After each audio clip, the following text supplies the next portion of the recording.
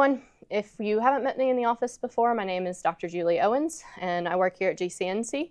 I am going to be talking today about invisible illness and kind of what that means, navigating life through it, and differences in relationships and diagnostic things, and just a little bit of an overall brush up on the topic. So to start out with, I just want to say thank you to the practitioners from Georgia Chiropractic Neurology Center. I was very lucky to find this clinic very early on in my chiropractic education.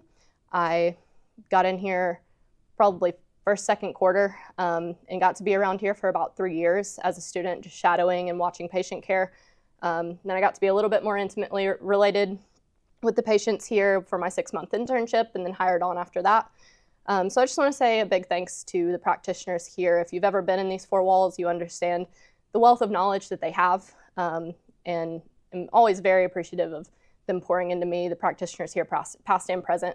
And then also for the people that have walked in these walls and put their health into my hands and allowed me to help them navigate these incredibly difficult journeys that most people in here are on. I know the practitioners here don't take that lightly, and we all very much appreciate you guys coming in and allowing us to be a part of your journey. So from the time that we're little, we're taught what boo-boos look like. We're taught they look like scraped knees and Band-Aids and ice packs and all these different things. Most people growing up know what one of these looks like, and they understand that that person probably has pain and different challenges. We also understand what somebody looks like with this. They have crutches, they have something that's visible that is an issue, and we have empathy for it. And then people tend to have a lot more empathy towards situations when they look like this. However, today we're going to talk about a subset of our patients and patients of the community as a whole when their disability looks like this. And so we're going to talk about what that kind of means and how we understand that these people still have challenges. There are positives and negatives with that, right? They may not be wheelchair bound or have a cast or have something that is visibly present to let you know that they're having issues. They might be smiling through their pain like this girl, right? But they still have very real and problematic experiences in life that they need help with. So this is straight out of the CDC's website. Essentially, it's talking about the health of our country, and 6 in 10 adults in the US have a chronic disease, and 4 in 10 adults have 2 or more. Here are some of the most common invisible disabilities. And now, this is not by any means a comprehensive list of the types of things that are invisible, right? So some of the ones on here that we deal with daily in this office are chronic dizziness, chronic fatigue, mental illness, chronic pain. So all these different things are considered invisible illness. They're things that if you were to talk to somebody off the street or see somebody in the grocery store, you would have no concept that they're dealing with things. And some of the ones that aren't listed are things like diabetes. And unless you see a little monitor on their arm or their pump, you may never know that somebody is dealing with something like that. And the biggest thing that I want us to see from this is this little quote at the bottom that's really small, and I wish it was the biggest actual thing on this picture. But it says, "Did you know about these hidden disabilities? Today, more than 95% of people that are suffering from chronic medical conditions are living with an ailment that is considered to be invisible." So we just got done saying from the CDC, 6 out of 10 people end up having a chronic disability. Now we're talking about 95% of those people having disabilities that you may not be able to see or recognize. So why are those things so overlooked? If they're so common and they're so prevalent in the US, why is it hard for people to recognize them? And the biggest thing is, as the name states, is they're invisible. They don't have visible signs that things are happening for people. So there happens to be, and I think we're starting to get into a society that understands that not everything has to be seen to be real. There's a lot of push towards mental health and things like that. But aside from the mental health aspect, there's also this chronic pain and chronic fatigue and all these different issues that people are dealing with that in the past we've kind of overlooked and said, well, since we can't see them, therefore they don't exist. But we have a lot of understanding now that things that are happening physiologically inside don't necessarily have a visible output. Diagnostic challenges and functional or subjective symptoms. So one of the biggest issues with these is not only are they not visible physically, they're not visible on a lot of scans. So most of our patients come here and they have been cleared by their neurologist and been cleared by their cardiologist, and their echo looks good and their MRI looks fine and their blood work is coming back okay. And their lived experience is just not matching up with the overall positive health image that the medical system is giving them. And unfortunately, that's one of the reasons that it's so overlooked, and one of the problems with that is diagnostically in the medical field, it's really difficult to tell a patient they have something if none of your tests come back and are positive or have any type of relationship to how you're feeling. So if your blood work comes back fine, but you're feeling exhausted 24/7, where do we go with that, right?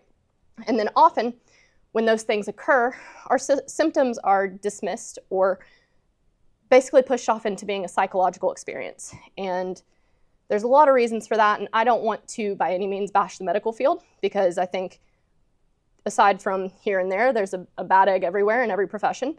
But most people that get into healthcare are getting into healthcare to help other people. And so I think a lot of times where medicine fails is allowing people to live a better quality of life and understanding their symptoms and their body systems working together as a unit when things don't necessarily show up on a scan. One of the things that is a problem with that is these symptoms that are popping up for people across the board. So these are common symptoms for people with invisible illnesses. That's chronic fatigue, pain, cognitive dysfunction, dizziness, palpitations, GI symptoms, emotional impact. All of these different things, when you read them and you look at a list, you can go, well, yeah, I can see how somebody can look at that and go, you have anxiety or you're anxious. Because a lot of these illnesses are things that have symptoms that are very subjective. And not only are they subjective, they also have a transientness to them. So maybe you have pain in one area, then you have pain in another area, or one day you're really tired, the next day you're really not. And so if anybody's ever had a kid that's got a cough and you are like, okay, today's the day, we're finally gonna take them into the doctor.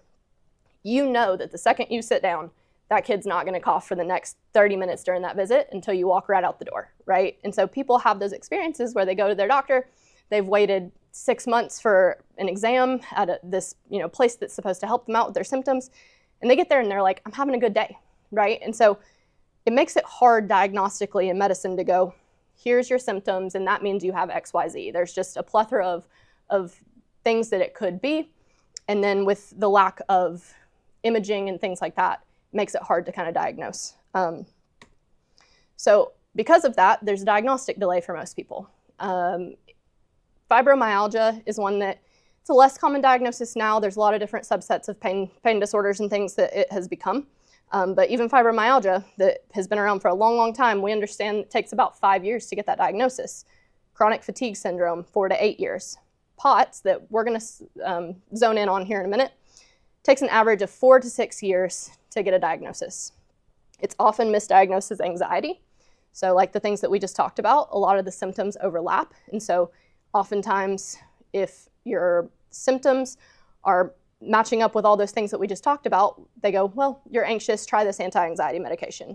Because otherwise we don't have many medications or surgeries or things that we can do for it in medicine. So therefore we give it the best shot with what we know and what we have. And that tends to be anxiety or antidepressive medications. Unfortunately, POTS patients tend to see an average of 7 physicians before ever receiving the correct diagnosis. Now, I do believe in this post-COVID world because we do know that COVID has affected people's symptoms, and the COVID shot and things like that have affected people's symptoms.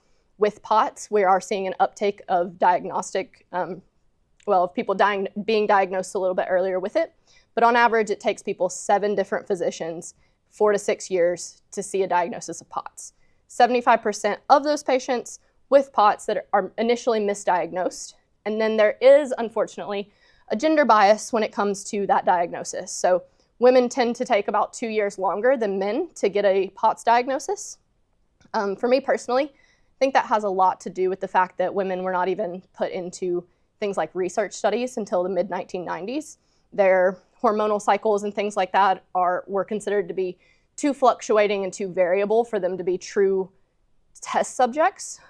So men having a 24-hour hormone cycle allowed them to be researched a lot more easily. But I think that's the whole point, right? Is because of the variability and because there's so many differences in women's health, it's harder to understand and should be more researched because they have all the differences in their hormonal cycles are happening across the board for women, right? And so there's a lack of understanding and diagnosing in women's health because a lot of it gets written off as different things. So here we have an example of just one disorder. Other things like chronic pain and things like that are very similar, but 5 years to get a POTS diagnosis. So POTS stands for postural orthostatic tachycardic syndrome. It's a form of dysautonomia, dys just meaning irregular or not quite correct, autonomia referring to the autonomic nervous system. So it's a disorder of the autonomic nervous system, which autonomic I tend to think of as your automatic system. It's things that you shouldn't have to think about, like your heart rate, your respiration, your blood pressure, things that your body should take care of without you having to think, okay, my heart needs to beat 70 beats a minute right now, right? It's things your body should take care of.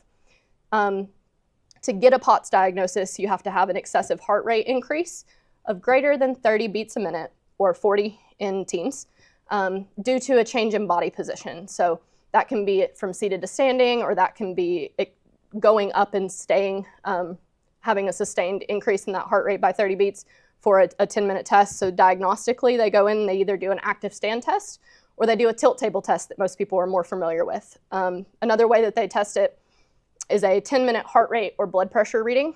So they go in, they monitor you for 10 minutes, and within the 10 minutes, if you change positions and your heart rate is sustained, they will diagnose you with POTS. They're trying to rule out things like orthostatic hypotension and other conditions. And then if you do get that diagnosis, a lot of times they're going in and looking for coexisting conditions. So a lot of those, there's some listed right there. There's quite a few more. But the impacts of POTS are on your blood flow regulation, your heart rate, your GI motility, your temperature regulation, and they can be a little bit more variable in the symptoms as well. So other things can kind of pop up for people, like different pains and things, different brain fog, stuff like that, but we'll talk about that more in a minute. So with the symptoms of POTS, palpitations, dizziness, chest discomfort, because it's a blood flow issue, you can get a lot of dysfunction in a lot of areas of your brain, actually. So your brain is very selfish when it comes to blood flow. You tend to have really cold or really sweaty and clammy hands when you get POTS, or feet. They can look purple sometimes if it's pretty advanced. And that's because, again, your brain's really selfish. If you're struggling to just move your blood flow around and do daily tasks, you're going to use more blood to your brain to do those tasks. It's going to pull from your hands and feet because it's not so worried about how you can write a paper if you need to make sure that you're functioning with your internal organs and your cognitive functions, right? So you're going to pull more blood to the center of your body. Exercise intolerance is huge. So a lot of people with POTS really struggle in the summer. They can't just walk down the driveway to go to the mailbox without feeling like they're fatigued, or they can't walk up a flight of stairs in their house without being out of breath. Then fatigue is huge. Brain fog, nausea, tremulousness. So this internal feeling of just a tremor that won't quite go away and they can't quite explain and you can't quite see it, so then it doesn't exist, right? It's anxiety. All of these symptoms, if you look at them on a paper, you could go, oh, that person's anxious. But what I talk about in here with my patients on a regular basis is there's a difference between I'm not living the life that I want to live, and I can't take my kids to the park, and I can't work in the way that I used to work. And that makes me anxious, so that makes me have depressive times, versus I'm coming in because anxiety is my problem, right? And so some of the issues with this, again, is that symptoms are very variable. So a patient might some days appear relatively normal and be able to do the things that they want to do in a day. And the next day, they could feel completely disabled.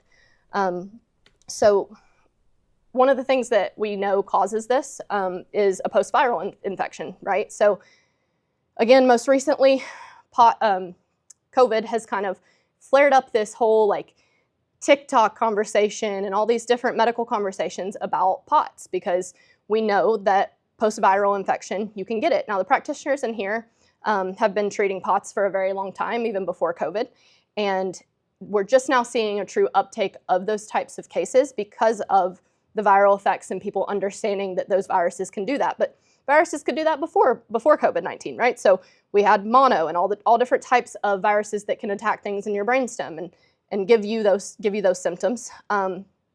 Sometimes it's associated with Ehlers-Danlos syndrome, and that's a ligament laxity, which tends to be you can have one without the other. You can have EDS without POTS, and you can have POTS without EDS. They tend to be pretty closely related. A lot of people have autoimmune markers in their blood findings. Then you have mast cell activation syndrome, small fiber neuropathy.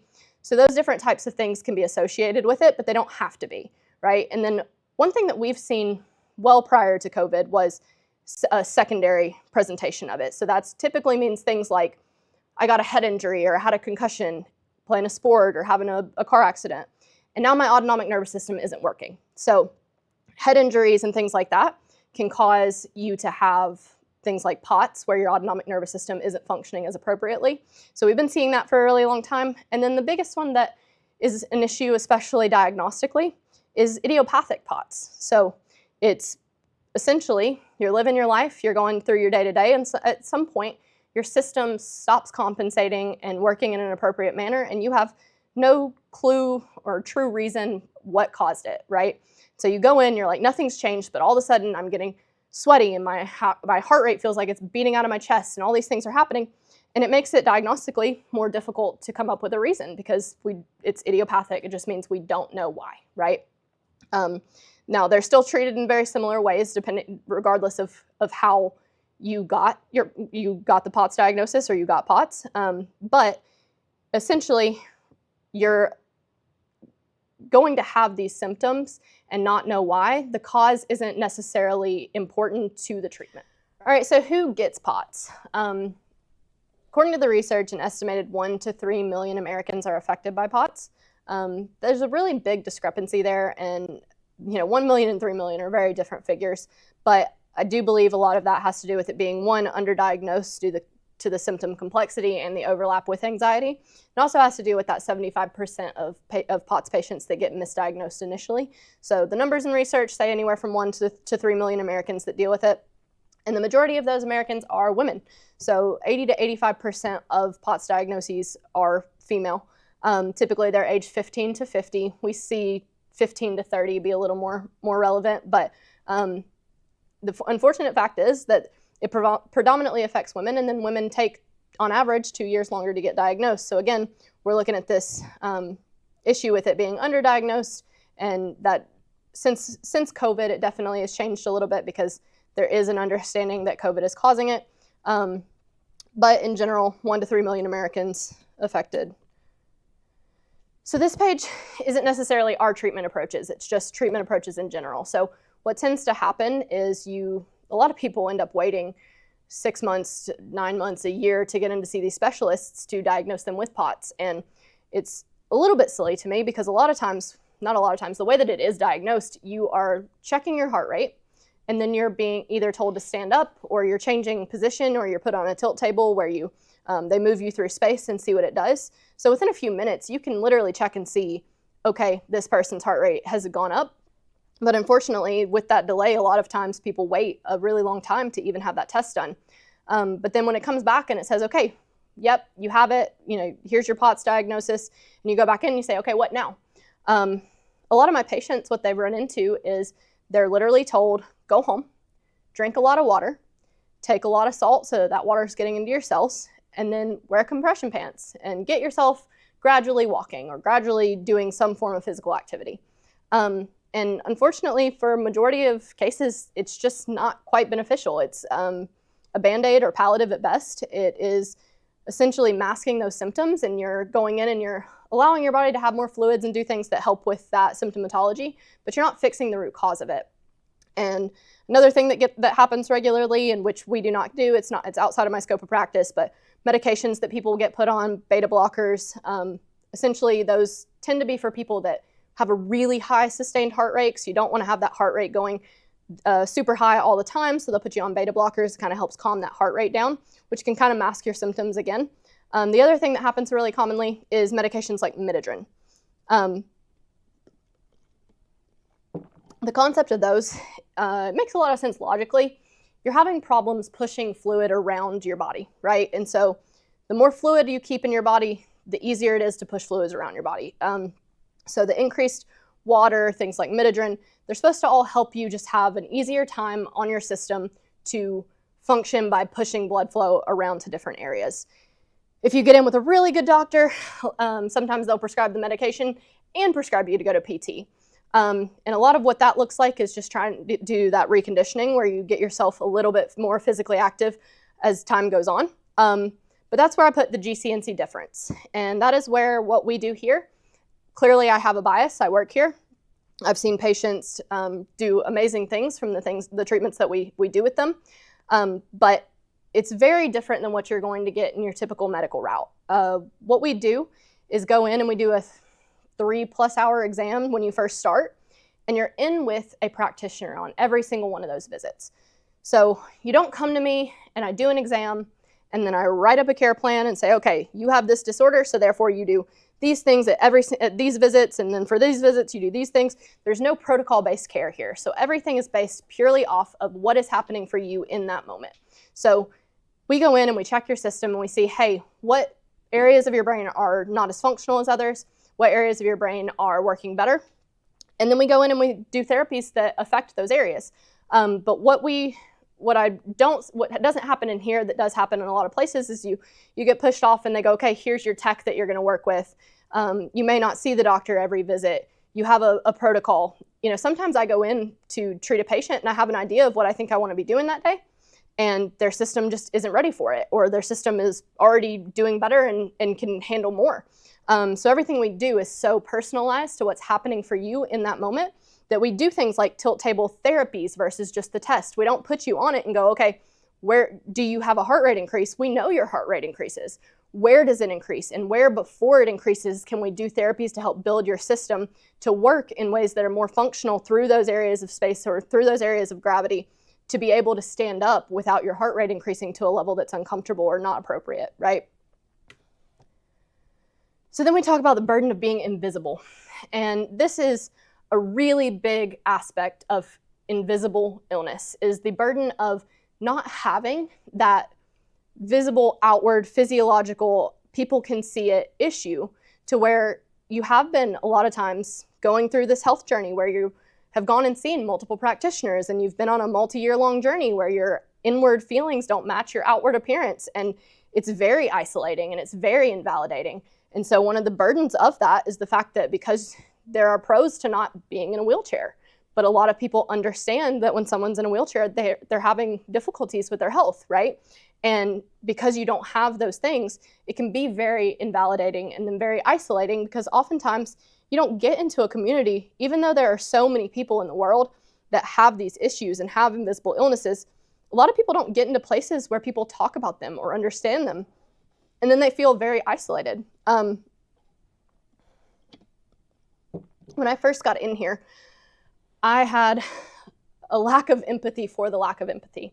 And that was really tough when I first started seeing patients and having been here for quite a while and understanding all these struggles that they're going through, and they're coming in and they're having problems with their employer and they're having problems with their school, not understanding what's happening for them. And I'm like, how can people not see what's happening?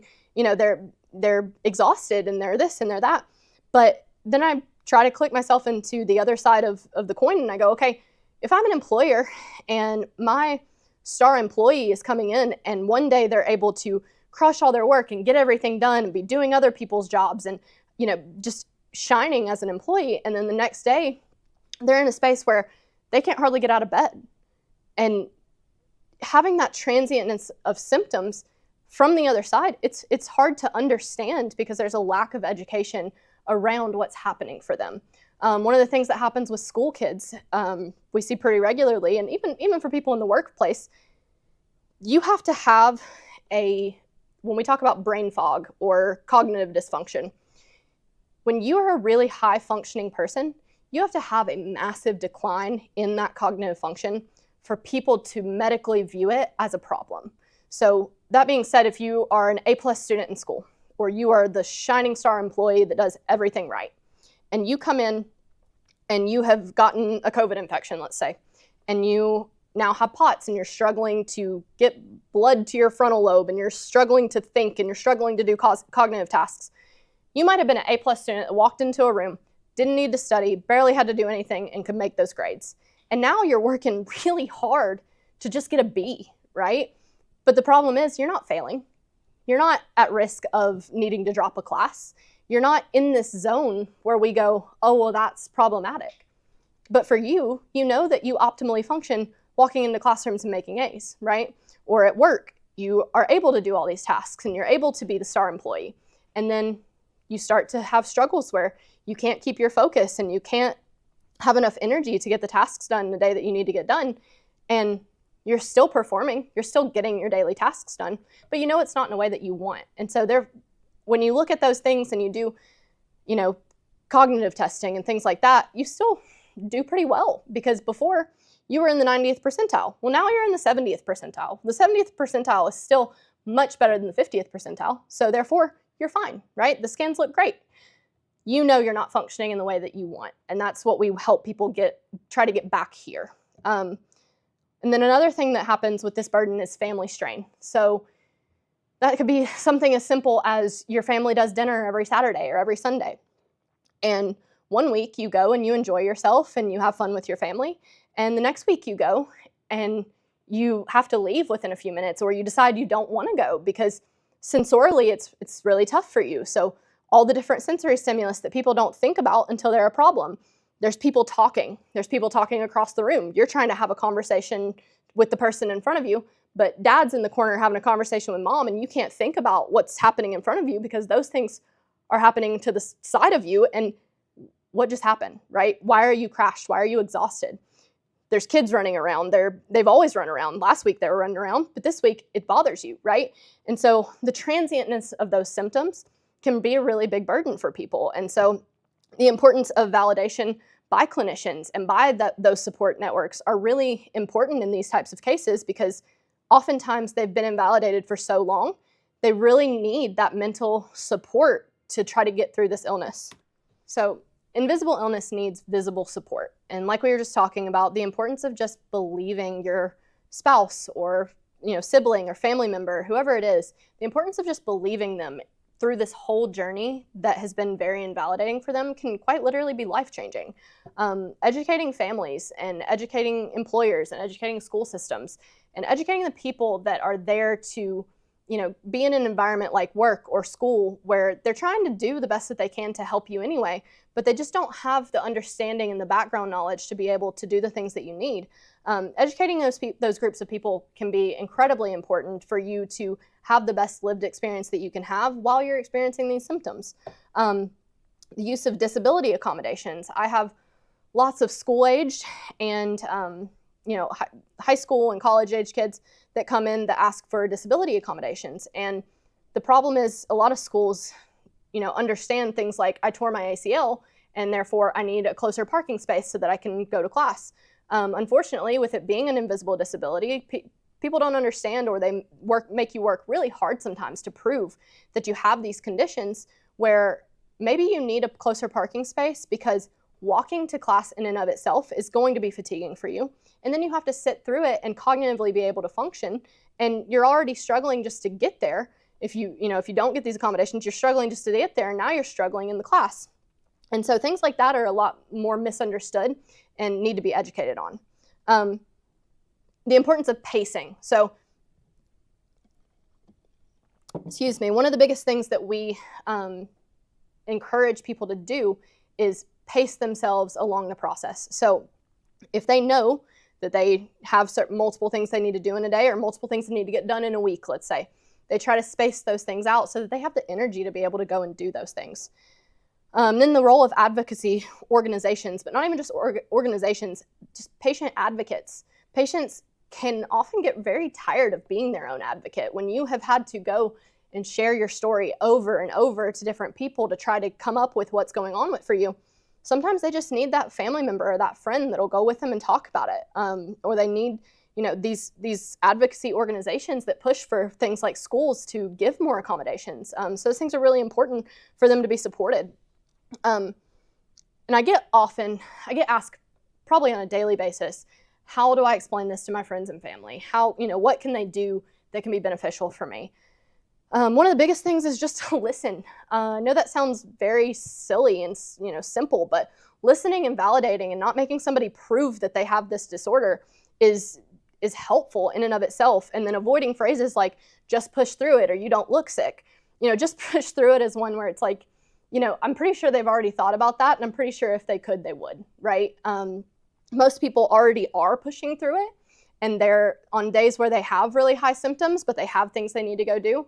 A lot of times this has been such a long journey for them that they've learned how to manage to get through and go do those things. And on the days that they just can't, they probably really just can't. They don't have the physical and mental energy to go do these things. So just push through it, and statements like that they are still invalidating. They don't allow them a good mental space to feel comfortable sharing that they're having problems with their invisible illness. Encouraging self-paced activities. So like we talked about, not pushing them to overexert themselves, not pushing them to go to the grocery store and then grab a coffee and then hit lunch with a friend, allowing them to use rest days or rest times when they need them. And then helping with practical tasks on high symptom days.